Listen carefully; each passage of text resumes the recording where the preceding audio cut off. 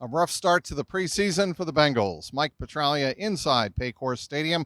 We're here on Friday night. The Arizona Cardinals came into town and took away a 36-23 victory over the Bengals. A couple of things about this game. First of all, most of the starters for the Bengals did not play in this game. Of course, Joe Burrow, he was not the starting quarterback. Brandon Allen was, but he didn't last long.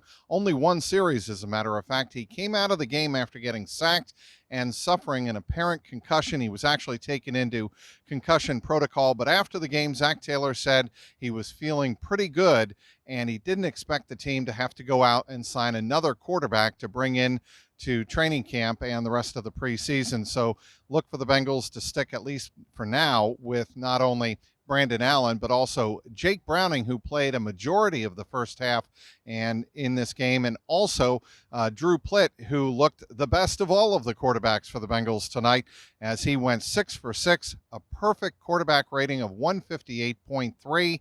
And he threw a touchdown pass to Kendrick Pryor. Kendrick Pryor was one of the highlights late in this game. If you left the game, if you left Paycor Stadium early, you missed one of the best catches you'll ever see. It was a one-handed grab on a go route over the seam for about 35 yards at midfield. It set up the last touchdown of the evening for the Bengals. They were down at one point in this game 36-9 before scoring the final two touchdowns of the contest to put a little window dressing on what was otherwise a very ugly game for the Bengals.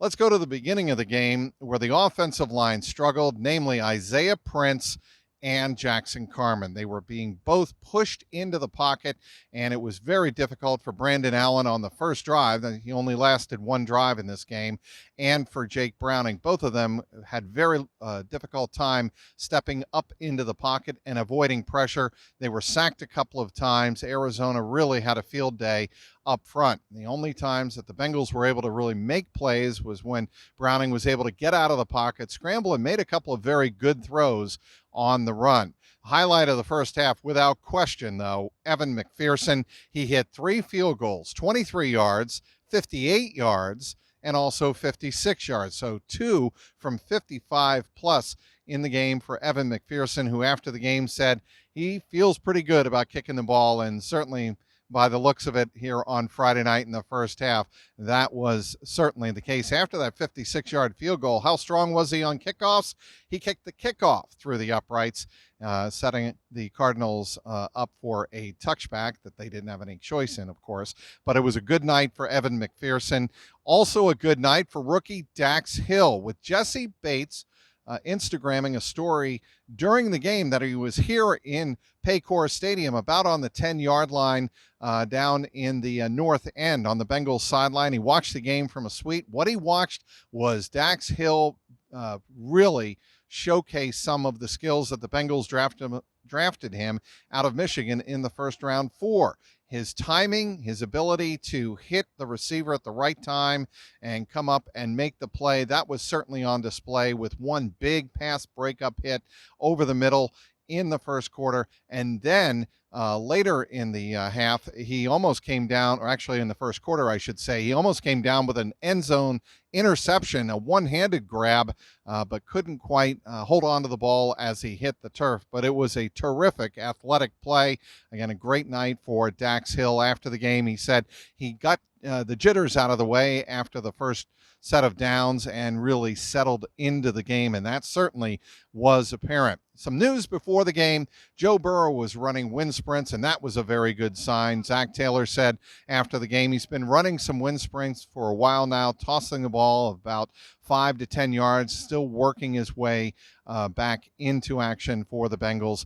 Cam Taylor-Britt did not play here on Friday night. He dressed on Wednesday, did not practice on Wednesday, and it was revealed before the game that Cam Taylor-Britt is dealing with a core muscle issue that will probably keep him out a couple of weeks. Zach Taylor, after the game, confirmed the fact that he's dealing with a bit of a core issue, would not give a timetable as to how long Cam Taylor-Britt, the rookie second-round corner out of Nebraska, might be unavailable to the Bengals. Also, Zach Carter and Jeff Gunter, they had good games along the Bengals defensive line.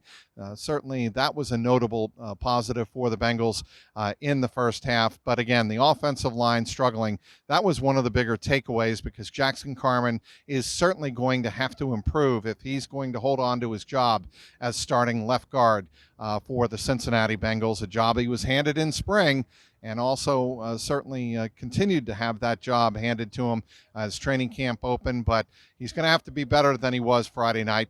Friday night here in the second half, Cordell Volson, he looked pretty good. The fourth rounder out of North Dakota State, he came in and took some reps at left guard. He actually pancaked one of the defensive linemen of the Arizona Cardinals coming in to rush Jake Browning, and picked up the rush and really smashed him to the ground. That is one play that certainly stuck out. After the game, in talking about players that stuck out to him, Zach Taylor said certainly Dax Hill stood out very, very well in this game, and really popped off the page, as Taylor put it.